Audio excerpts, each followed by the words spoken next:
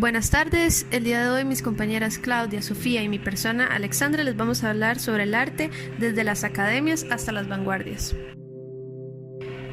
En las academias de arte latinoamericanos se enseñaba a partir de las tradiciones europeas, con copias de obras y profesores traídos de allá. Para finales del siglo XVIII, el neoclasicismo era lo más trabajado, por lo que fue el principal movimiento enseñado en las academias. Como sabrán, este movimiento evitaba los excesos decorativos, centrándose en la línea y la composición a favor de temáticas como guerras, héroes y libertad nacional. Hay que recordar que para el tiempo en el que se estaban creando academias en Latinoamérica, también se estaba llevando el proceso de independencia en muchos países, dando origen al arte de independencias, que buscaba ilustrar la democracia, el Estado y la ley.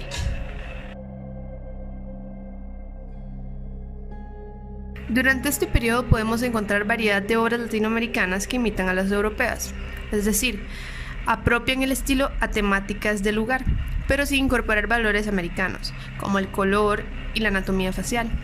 Esto se puede observar en los funerales de Atahualpa, obra de Luis Montero que crea una escena donde religiosos separan a Atahualpa de las mujeres de la comunidad que lloran su muerte. Como se puede observar, los personajes femeninos carecen de características incas, asemejan más a mujeres europeas. Esto a pesar de que Atahualpa sí parece inca.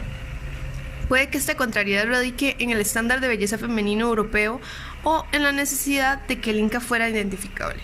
Por otra parte, la obra posee una clara influencia academicista que apostaba por el desarrollo de obras históricas y naturalistas. El Juramento de los 33 Orientales es una obra que busca representar la historia de formación de Uruguay. Su autor sintetizó la historia de la rebelión, cuyo inicio radica en el embarque realizado en Playa Agradecida.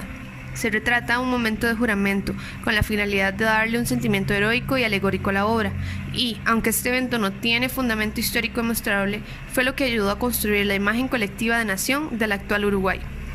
Se considera que esta obra es representativa de este periodo debido a su indudable carácter independentista. Además de si bien posee gran cantidad de color, predomina el dibujo y el detalle. De hecho, Blanes reconstruyó minuciosamente el rostro de cada personaje, e incluso consiguió arena de esta playa en específico para poder analizar el efecto de la luz sobre la misma. En la historia del arte se le da el nombre de costumbrismo a un movimiento artístico en el que se propuso retratar las costumbres de un grupo social o una región. Nace tras el deseo de los viajeros europeos de descubrir manifestaciones y lugares del mundo americano, así como registrar todo esto que veían.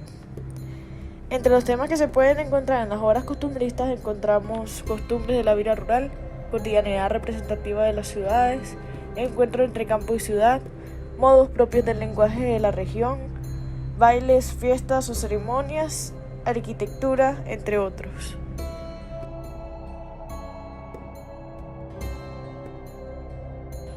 La obra El Aguador de Edvard Pinget es claramente una escena costumbrista. Vemos en ella tres personajes, siendo uno de ellos el aguador, el mismo que le da el título a la obra.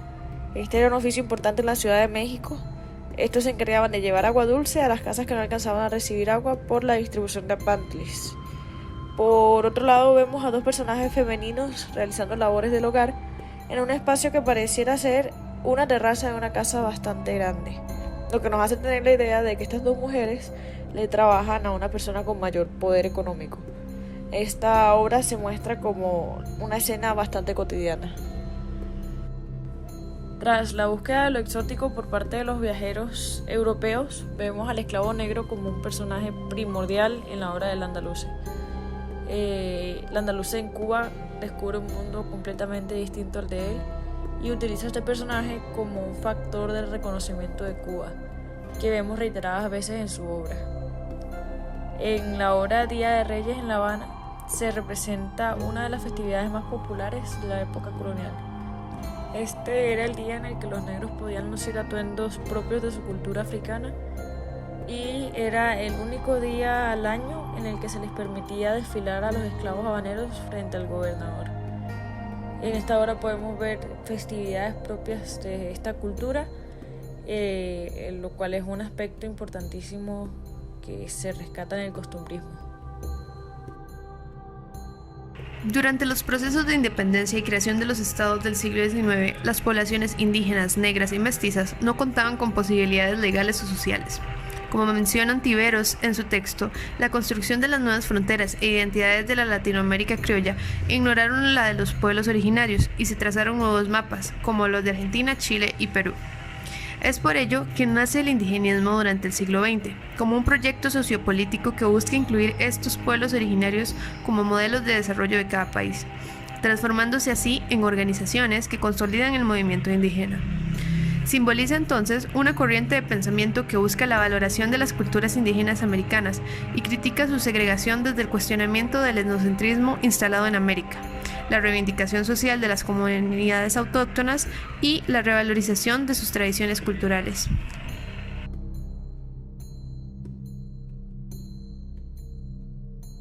César Bogal fue un artista que se encontró con sus raíces indígenas y decidió representarlas a través de su pintura.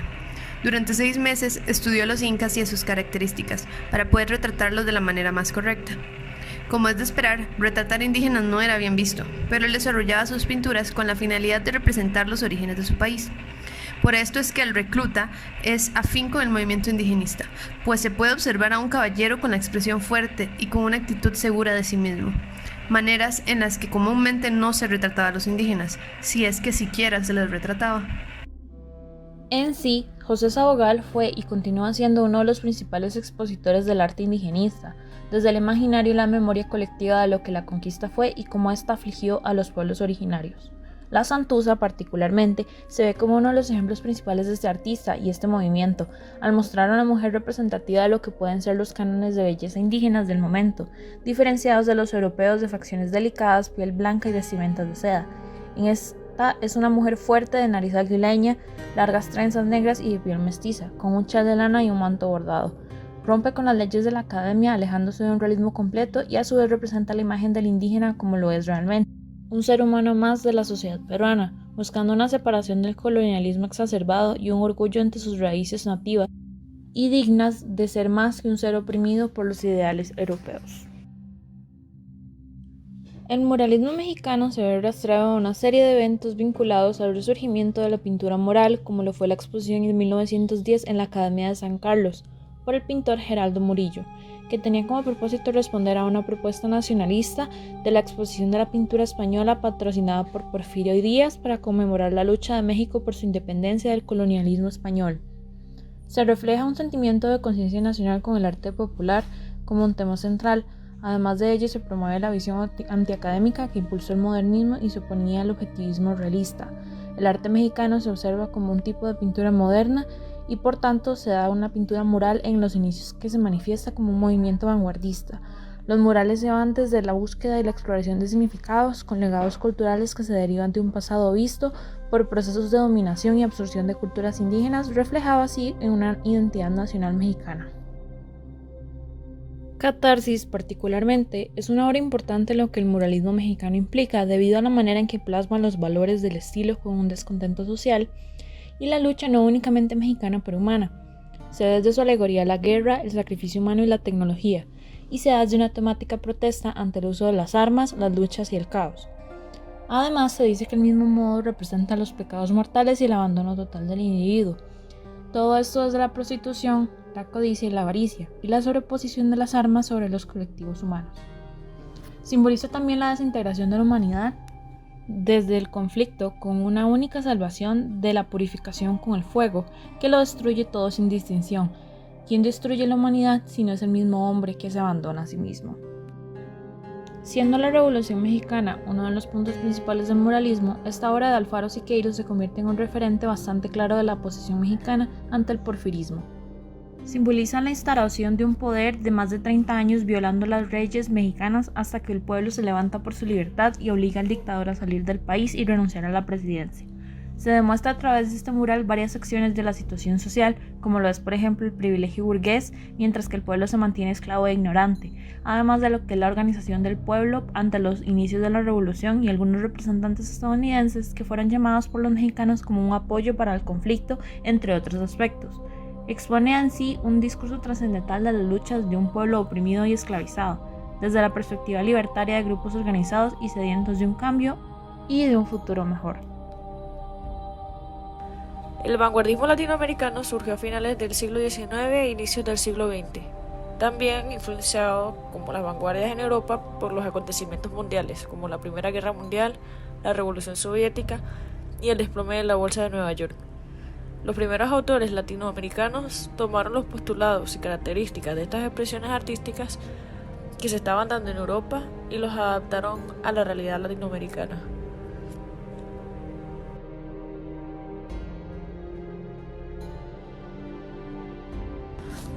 Víctor Manuel García, luego de viajar a Europa y estudiar la pintura clásica y la pintura moderna a partir de los postimpresionistas, vuelve a Cuba y marca el inicio de la pintura moderna cubana, alejándose completamente de los academicismos debido a las influencias vanguardistas que recibió en Francia. Los dos temas principales en su obra son los rostros femeninos y los paisajes cubanos. Este último lo podemos ver en la obra Vista de una calle. Para Víctor Manuel García, los temas de su país, sus paisajes, su gente, eran completamente dignos de ser llevados al lienzo. Estas obras se encontraban enmarcadas por cierto postimpresionismo. Tarsila es una figura destacada entre las vanguardias latinoamericanas y es emblema del modernismo brasileño. Tuvo la oportunidad de viajar y estudiar el arte en Europa. Fue miembro del grupo 2-5, quienes introdujeron las vanguardias a Brasil, y en su obra vemos una tendencia al cubismo con una estética de collage.